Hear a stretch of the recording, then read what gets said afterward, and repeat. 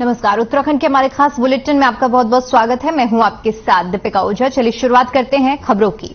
मुख्यमंत्री पुष्कर सिंह धामी ने मुख्यमंत्री कैंप कार्यालय में G20 बैठक का आयोजन व्यवस्थाओं की समीक्षा की। इस दौरान सीएम ने इस महीने के अंत में रामनगर में होने वाली G20 की पहली बैठक की सभी आवश्यक व्यवस्थाएं समय पूर्ण करने के निर्देश दिए। आयोजन की व्यवस्थाओं में किसी भी प्रकार की कोई भी कमी ना हो, इसके लिए सीएम वीडियो कॉन्फ्रेंसिंग के माध्यम से बैठक में जुड़े रहे। तो सीएम धामी ने G20 की बैठक के लिए आयोजन जो होने वाला है उसकी व्यवस्थाओं की समीक्षा की। आपको बता दें कि मुख्य कैंप कार्यालय में ये बैठक हुई, जहां पर सीएम ने अधिकारियों को निर्देश दिए।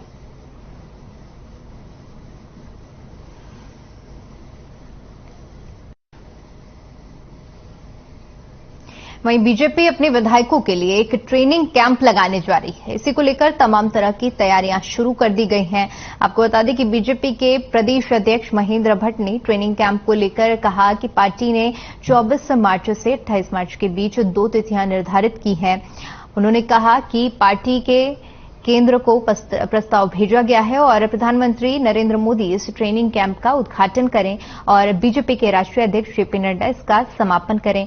बीजेपी अध्यक्ष महेंद्र भट्ट ने कहा कि केंद्र से जैसे ही तिथियों का निर्धारण हो जाएगा, उसके बाद विधायकों को ट्रेनिंग के लिए कैंप का आयोजन किया जाएगा।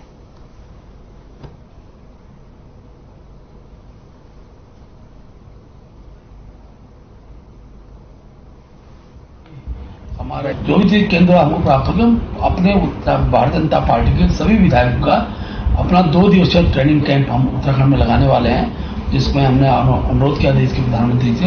इसके उद्घाटन में हो रहे हैं और राष्ट्रीय अध्यक्ष नड्डा जी उसके समापन अवसर पर हैं। इस कार्यक्रम की तिथि जैसे केंद्र से तय होकर आएगी, हम आपको वहीं गैरसैंण में चल रहे सत्र को लेकर रुड़की विधायक प्रदीप बत्रा ने बजट की तारीफ की और कहा कि बजट आम जनता को नजर में रखकर तैयार किया गया है। इस दौरान प्रदीप बत्रा ने रुड़की चिकित्सालय को मेडिकल कॉलेज बनाने की मांग की। साथ ही चिकित्सालय रुड़की क्षेत्र की जनसंख्या को दृष्टिगत रखते हुए चिकित्सालय में जच्चा बच्चा। जन सुखेजा ने कहा कि राष्ट्रपति के अभिभाषण को शक्ति केंद्र के लोगों को 4 भागों में बांटकर पढ़कर सुनाया गया। इसके अलावा प्रधानमंत्री नरेंद्र मोदी के 9 वर्षों के कार्यकाल में किए गए कार्यों को आम जनता तक पहुंचाने के लिए भी विस्तृत रूप से कार्यकर्ताओं को बताया गया। मार्ट और होटल रेडिसन भी शामिल है, तो नगर निगम इन भवनों को सील करने की कार्रवाई करेगा। वहीं कई सरकारी संस्थाओं पर भी भवन अभी तक कर बकाया है और जिसमें पुलिस विभाग, नाबार्ड और दून मेडिकल कॉलेज समेत तकरीबन 47 संस्थान शामिल हैं। यदि सरकार संस्थानों की तरफ से भी कोई देरी होती है तो उन पर भी कार्रवाई करी जाएगी। निगम उन पर कोताही नहीं बरतेगा।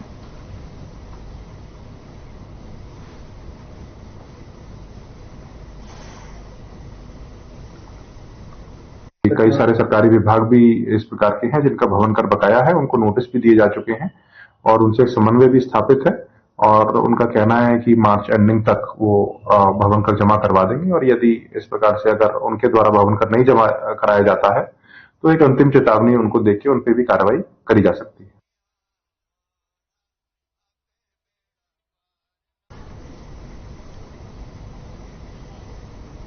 चलिए खबरों में आगे बढ़ते और बात करते हैं देहरादून की, जहां कोविड-19 के दौरान प्रदेश के विभिन्न अस्पतालों में संविदा पर रखे गए कर्मचारियों ने एक बार फिर से सेवा विस्तार किए जाने की मांग की है। उनके कार्य करने से प्रदेश के अस्पतालों में इस वक्त बेहतर स्वास्थ्य सेवाएं मुहैया कराया जा रहा है।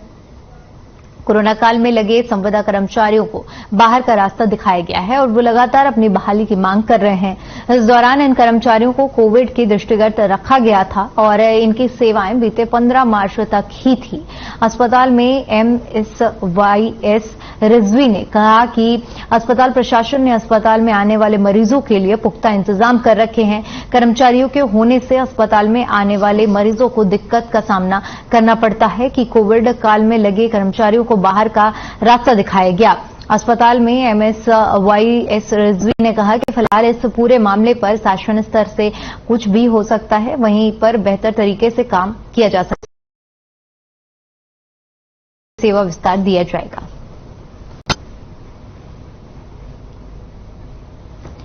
तो कोरोना के दौरान रखे गए संविदा कर्मचारियों को अब उनका कार्यकाल पूरा होने पर बाहर का रास्ता दिखाया, कर्मचारी प्रदर्शन कर रहे हैं और उन्हें नियमित करने की मांग भी कर रहे हैं।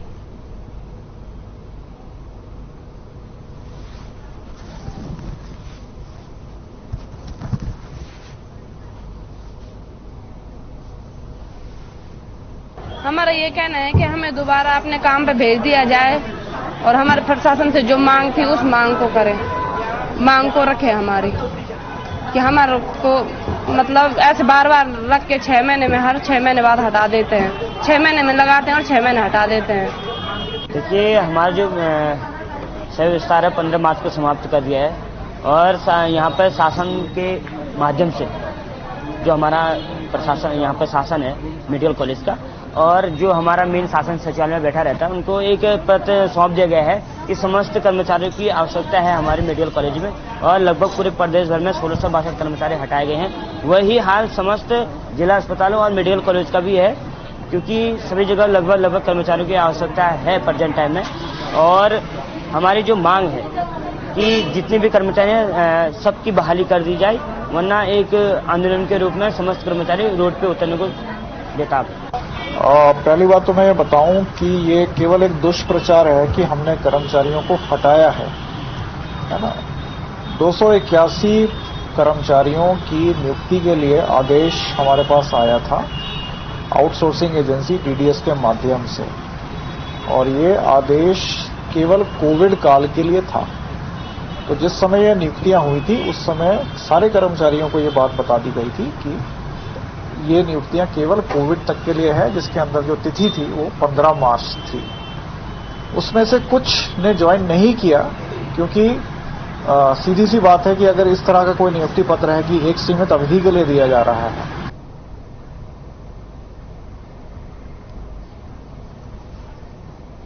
वहीं श्रीनगर अस्पताल में आने वाले किसी भी मरीज को इलाज में कोई दिक्कत न हो, अस्पताल में आने वाले मरीज को बेहतर स्वास्थ्य सेवाएं मिल सकें, इसके लिए स्वास्थ्य मंत्री धन सिंह रावत ने अस्पताल के समस्त डॉक्टरों को आवश्यक दिशा निर्देश दिए। खबर श्रीनगर विधानसभा क्षेत्र के थलीसैंड इलाके की है, जहां पर एक ग्रामीण ने स्वास्थ्य सेवाओं पर सवाल खड़े किए हैं। बता दें कि यहां एक व्यक्ति को सड़क हादसे में गंभीर चोटें आई, पर प्राथमिक स्वास्थ्य केंद्र थलीसैंड ले जाया गया, जहां पर उन्हें प्राथमिक उपचार के लिए डॉक्टर नहीं मिले। बता दें कि सरकार के लाख वादों के बावजूद स्वास्थ्य सुविधाओं को लेकर ग्रामीणों को अभी भी परेशानियों का सामना करना पड़ रहा है।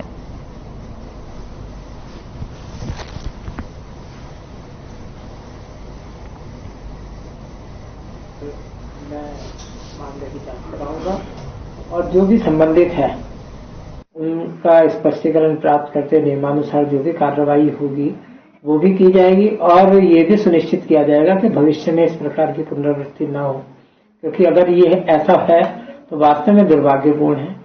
लेकिन आपके द्वारा आज मुझे बताया गया तो निश्चित रूप से इसकी जांच कराते नियमानुसार कार्रवाई।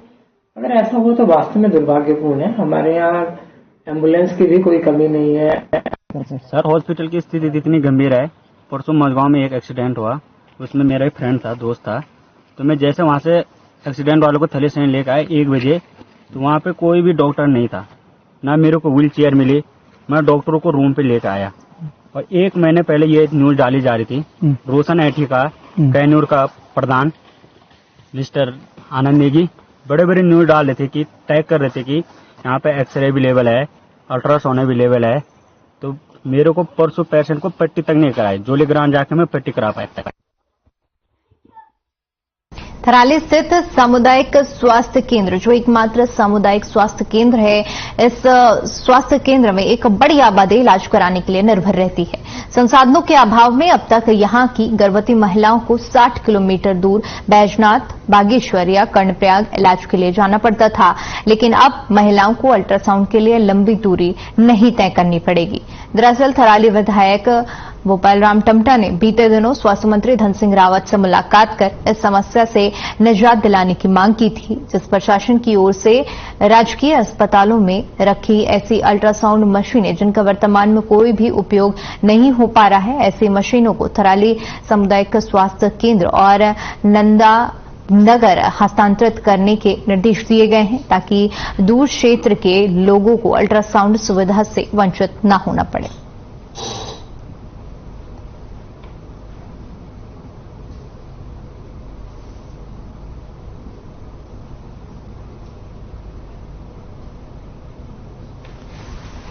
जब मेरी विधानसभा क्षेत्र में मैं चुनावों के सामने गया था, तब से लेकर के आज तक मैंने ये महसूस किया है बहुत लंबे समय से कि हमारे क्षेत्र में हमारी मातृशक्ति महिलाओं के लिए, बहु बेटियों के लिए अल्ट्रासाउंड की बहुत ही असुविधा थी, जिसमें लोगों को दूर दराज जाना पड़ता था। कुछ लोग गरुड़ जाते थे, कुछ श्रीनगर ऋषिकेश तक जाते थे और बहुत असुविधा होती थी। कभी कभार ऐसी घटनाएं घट जाती थी कि जिसको हम कह नहीं सकते हैं, और ये चिंता मेरी हमेशा बनी रही। इस संबंध में मैं माननीय शिक्षा मंत्री जी का धन्यवाद करना चाहूंगा, स्वास्थ्य मंत्री जी का।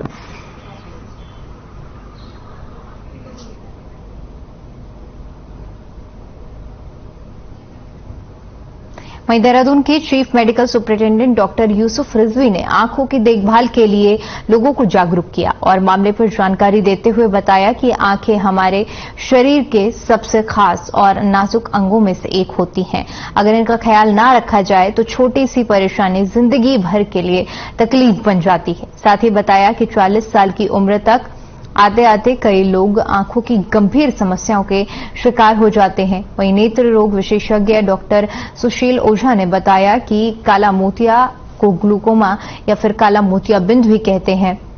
काला मोतिया के अधिकतर मामलों में कोई लक्षण दिखाई नहीं देता है, ना ही दर्द होता है, इसलिए यह दृष्टिहीनता का एक प्रमुख कारण माना जाता है।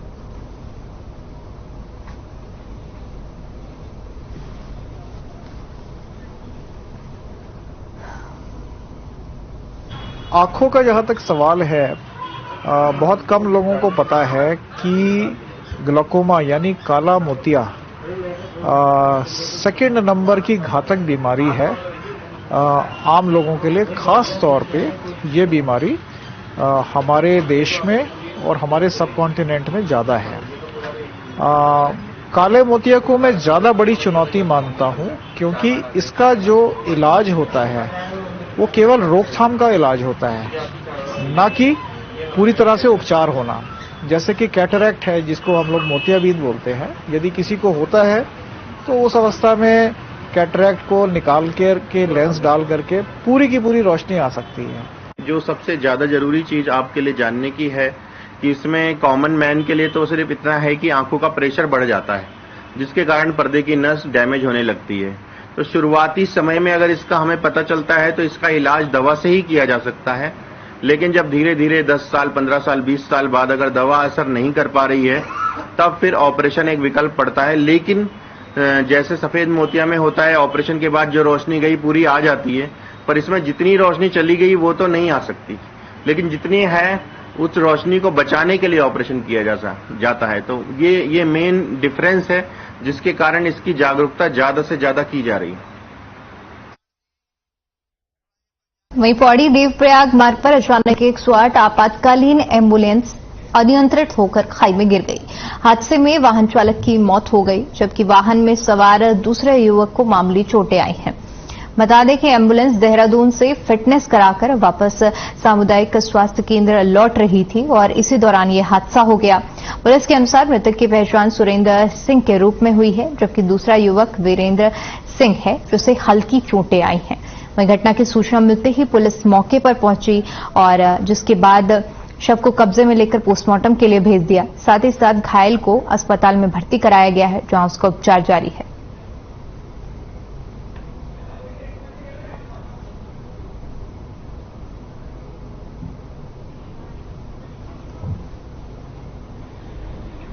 सुरेंद्र और वीरेंद्र, इनका एक्सीडेंट हुआ था near Devprayag. Around 2 PM accident हुआ था और पेशेंट आया हमारे पास। जब आया मरीज तो जो सुरेंद्र पेशेंट था उसका BP पल्स कुछ भी नहीं आ रहा था और ना कैरोटिड ना वीडियो, जो भी हम एग्जामिन करते हैं पेशेंट को, वो पल्सेस नहीं आ रही थी। फिर हमने ECG दिया तो उसमें हम फिटनेस कर रहे थे देहरादून से, ये रास्ते में अचानक मोड़ पे बाइक मिली, तो उसी का कारण ड्राइवर सामान नहीं सका, गाड़ी फिर गई नीचे। कौन ठाने की? अच्छा, हाँ जी। कितने लोग थे उसमें सवार? 2 लोग थे, एक ड्राइवर था, एक मैं था।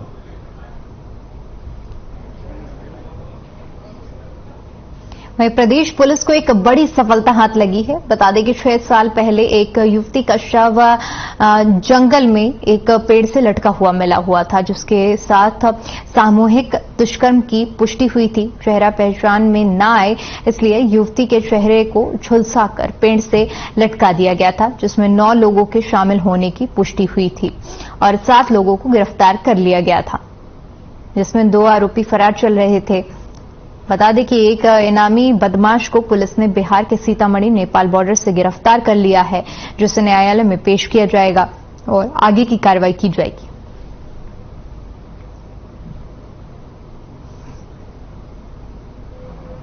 इससे 6 साल पहले दिनांक 13 जुलाई को यहाँ चुनाखला के जंगल में एक युवती का पेड़ से लटका हुआ शव मिला था, जिसका चेहरा झुलसा हुआ था। उसके प्रचार प्रसार के बाद उसकी पहचान प्रोला निवासी बालिका के रूप में हुई, जिस संबंध में फिर 15 जुलाई को एक मुकदमा लिखा गया था, जिसमें विवेचना में ये पता चला कि उस बालिका के साथ सामूहिक बलात्कार के बाद पहचान मिटाने के लिए उसका चेहरा जलाया गया और बाद में सबूत मिटाने उसे टांग दिया गया।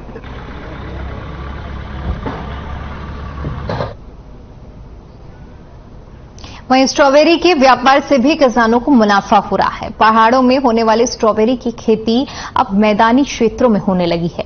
देवभूमि प्रदेश द्वार मंगलौर में भी पिछले कुछ सालों से स्ट्रॉबेरी की खेती की जा रही है। क्षेत्रीय किसानों को स्ट्रॉबेरी की खेती से अच्छा खासा मुनाफा हो रहा है। स्ट्रॉबेरी की खेती में आने वाली लागत खर्च के बाद किसान इस फसल से अच्छा मुनाफा कमा रहे हैं। बता दें कि स्ट्रॉबेरी का पौधा अक्टूबर माह में लगाया जाता है और 4-5 महीने बाद फरवरी मार्च में फल देता है। स्ट्रॉबेरी का पौधा किसान हिमाचल प्रदेश से खरीद कर लाते हैं और अधिकतर पर्यटक मंगलौर क्षेत्र से ही स्ट्रॉबेरी के फल की खरीदारी करते हैं। बाजार के भाव से मंगलौर क्षेत्र की स्ट्रॉबेरी के दाम भी काफी ज्यादा फर्क देखने को मिलता है। स्ट्रॉबेरी की कीमत बाजार में 400 रुपए प्रति किलो के आसपास होती है, जबकि मंगलौर क्षेत्र में ताजी स्ट्रॉबेरी 200 रुपए प्रति किलो के भाव में मिल जाती है।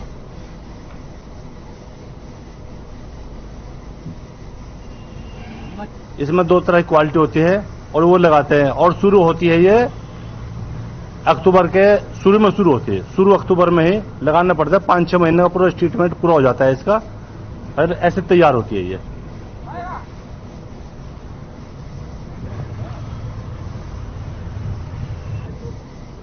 वहीं मौसम विभाग की भविष्यवाणी एक बार फिर से सही साबित हुई। रात से हो रही लगातार बारिश से जहां एक ओर लोगों को गर्मी से राहत मिली है, तो वहीं दूसरी ओर किसानों की फसल पर इसका प्रभाव पड़ा है, जिससे किसानों की चिंता बढ़ गई है। लगातार हो रही बारिश से तापमान में गिरावट हुई है और बारिश से जनजीवन भी प्रभावित हुआ है। बारिश होने से मौसम सुहावना हो गया है और लोगों को गर्मी से राहत मिल गई है।